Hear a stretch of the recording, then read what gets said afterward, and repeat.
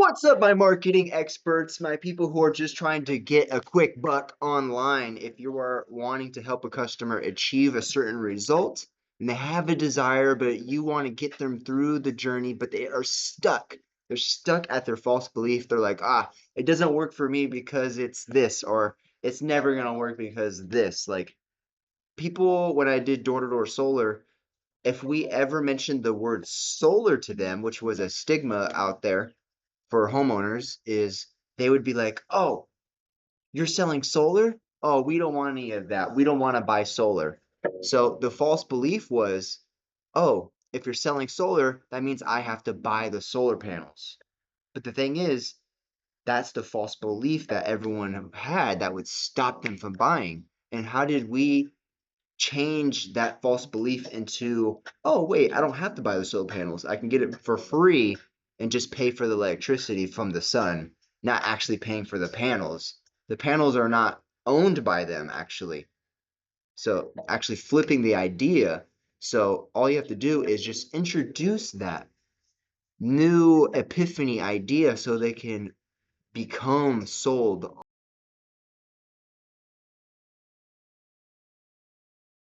solar on their roofs. So, now how am I going to do that for you online? I stole this idea out of Russel Brunson's ClickFunnels book, the Hook Story Offer Framework, where he talks about epiphany bridges. Now, these are the bridges that are helping people go from false beliefs to transformations. So it's like, oh, it doesn't work for me because of this. And then you say, yeah, I used to think the same thing, and I would want this and this. And pretty much, I'm going to go through it right now. Let's do it. I got a teapot cooking on the stove right now, so I do need to get going. So I'm going to give you a quick rundown on this. But pause the screen if you want to see what is the purpose of an epiphany bridge, if you want to see it in depth. But this is all written from the book ClickFunnels in my own words, and I was able to, make it tangible for you guys to read it instead of, reading the entire book. I just gave a little summary of my own version. But that was the purpose of an epiphany bridge. And now, what is the one out of 14 steps we got to do? What's the first step? Backstory. We need to be talking about the backstory of what our customer is experiencing, what our person is experiencing. They're like, oh, are you hungry right now? Like, I don't know, like just talking about like where they're at, the backstory. So, in further words, you could see this is like all 14 steps right here.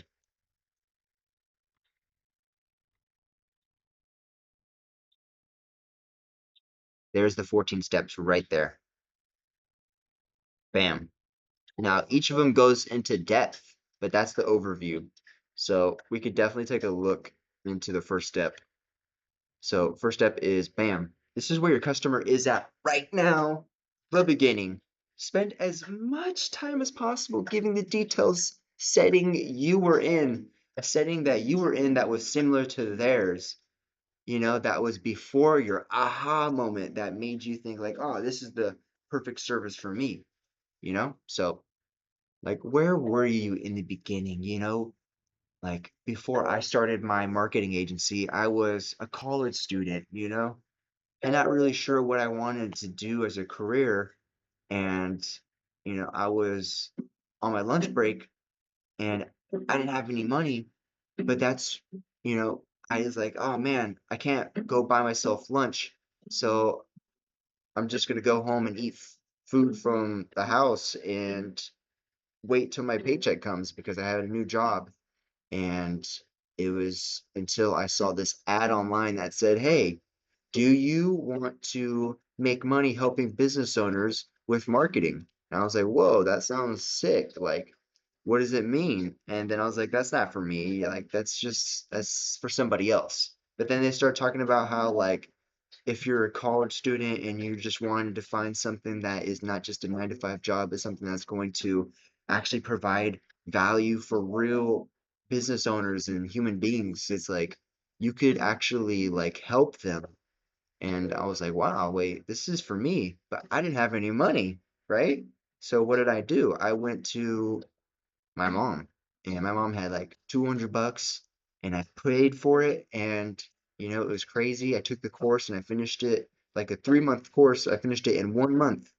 And after a while, I got my first client, and my first paycheck ever from my client was $200, which is pretty cool to think about. Like I paid that back and then gave that money back to my mom, and then another month went by and I worked with the client again, another $200, $400 from my original 200.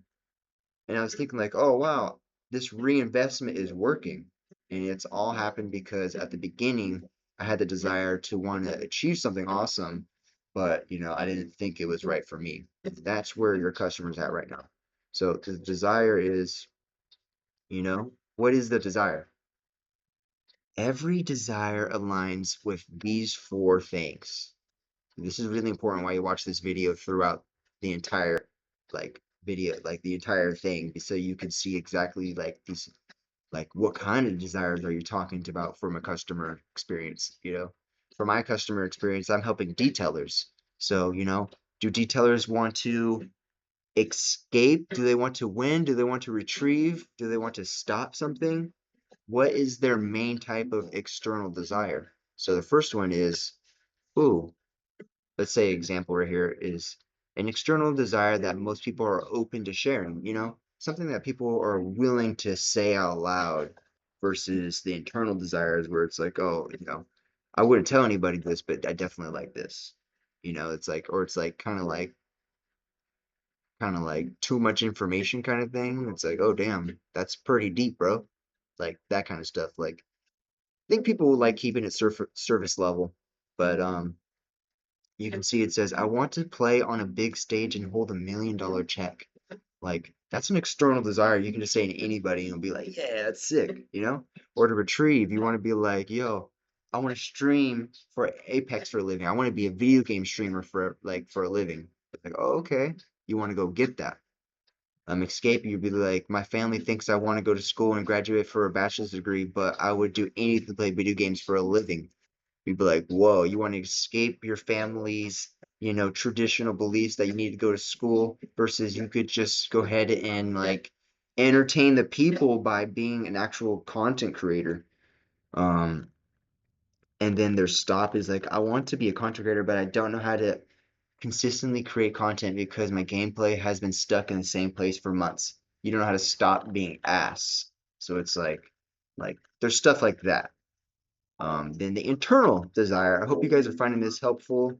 I definitely that you're able to plug this into any situation where somebody just has these external and internal desires, and you just want to get them from the old technique they were using through the journey. You are the guide, and you provide them a new solution. You show them how it works. You show them how it's worked before, and you offer it. But now we're here at the internal desires. It says, sometimes it's hard to share internal desires, but you're willing to get vulnerable with your internal struggles, goals, then customers will instantly connect. Show, tell the transformation. Try to do more showing than telling, but the transformation from fear to courage, how the feelings within, you know, the how or the feelings within like show it. So for example, what's a win type of desire for internal? Oh, I want to support my family without sacrificing my life to do something I hate. That sounds kind of like an escape one, but he just wants to win too. He just wants to support my family. I want to support my family. I want to be a good father, like something like that. I want to be a good mom. So that type of stuff. So, but let's just move on to the next one. You guys kind of get the picture. Number three is old vehicles. This is what your customer already tried. It's like, oh, for the solar person who is a homeowner, they've already tried thinking about solar. That's why they already had the belief, like, oh, this is solar, which is a question meaning like, oh, you're selling me solar, which is not like they're going back to that old vehicle, what they thought, how it went, which is natural. Don't blame your customer. Um, This could be for relationships too. Honestly, you just think about it, be like, oh, your old partner used to yell at you when you would tell you how like you felt, or like, oh, like whenever you would go to the bathroom, he would like make fun of you for being in there a long time, and now you're like afraid to go to the restroom. Like, I don't know, something like that. Like everybody has an old vehicle. But this isn't the first time right here you can see the old vehicle. This isn't the first time trying to achieve the goal. List all the ideas and things that didn't work for us during the journey, for the customer during the journey, through all the false beliefs.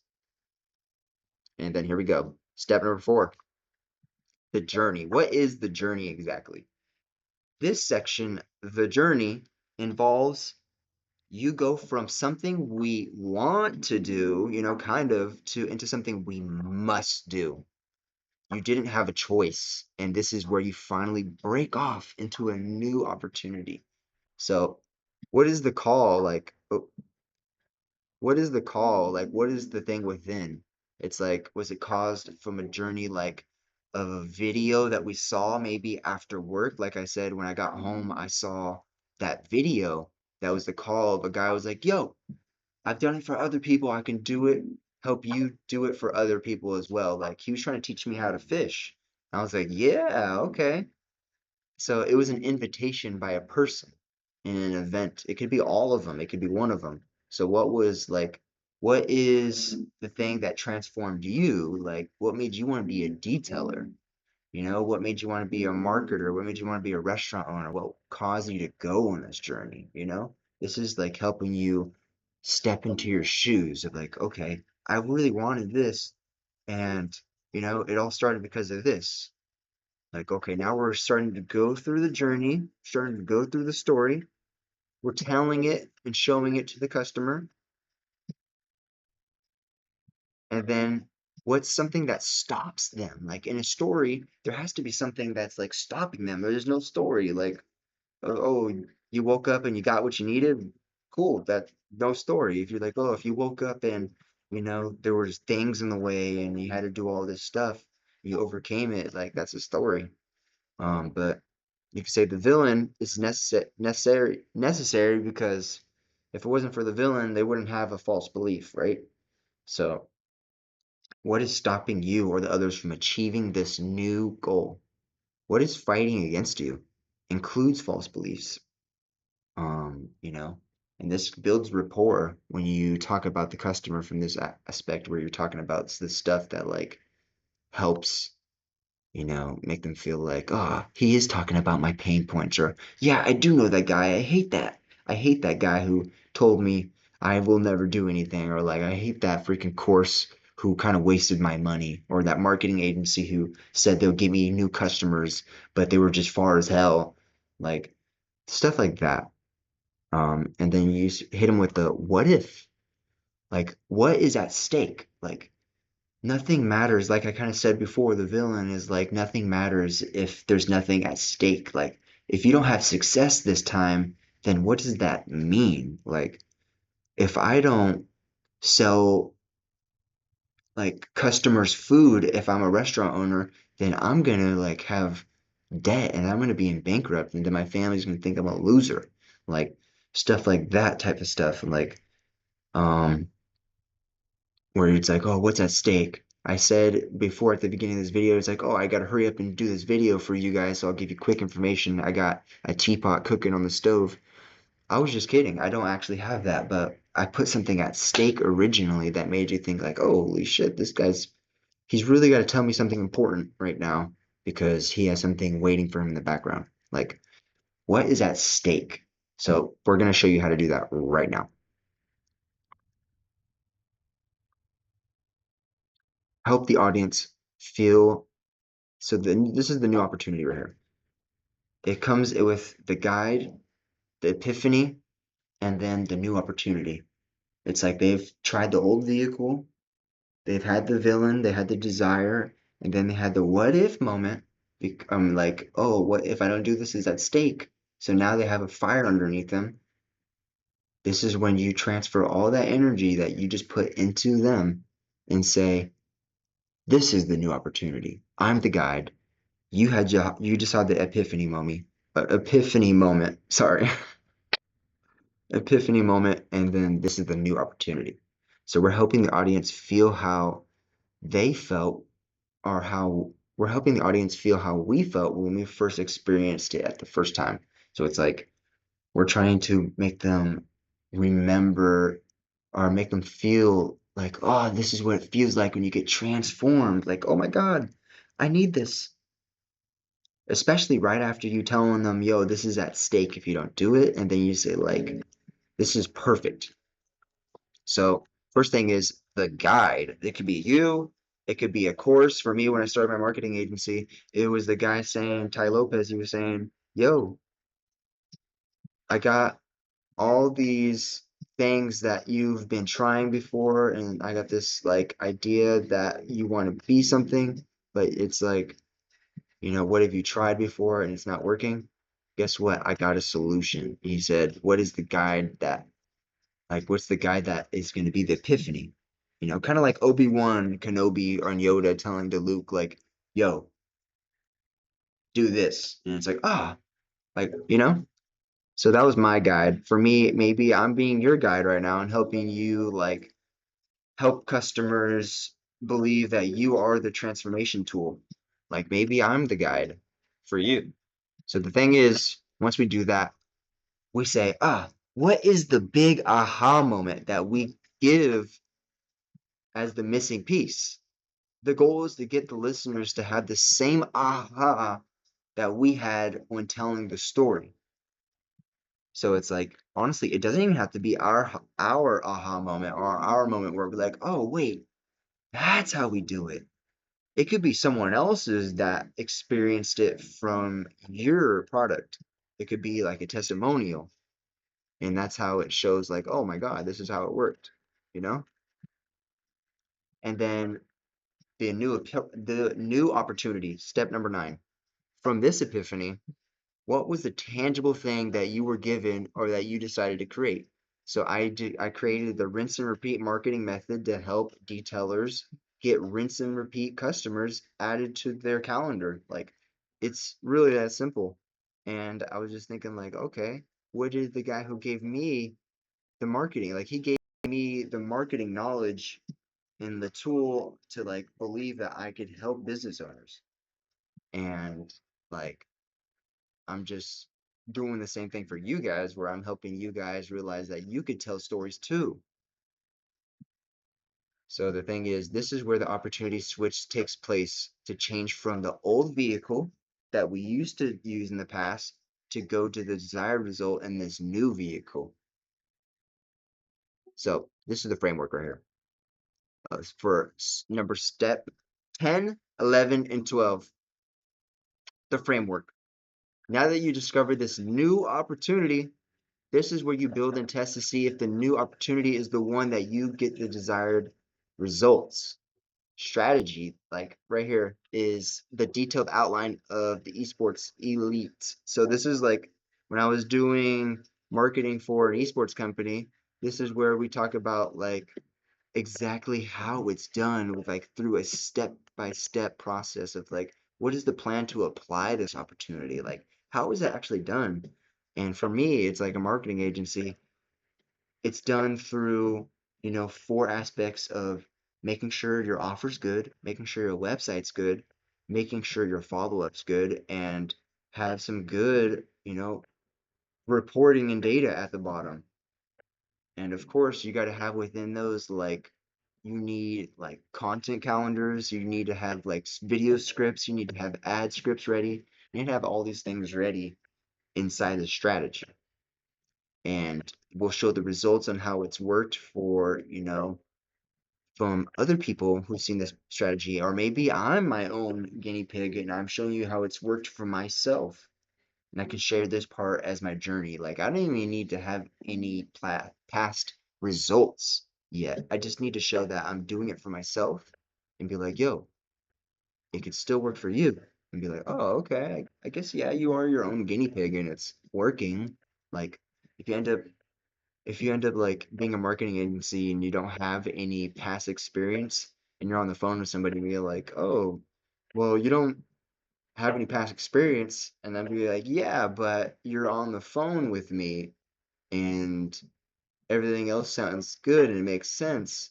So it's like I made it happen still, and you're still here. Like, and then it's gonna be like, oh, well, I guess that does make sense because, the only way I got here is because it just, it's like it was fucking working. But you said your results. What are the results that you get from these strategies? The guinea pig, which is yourself.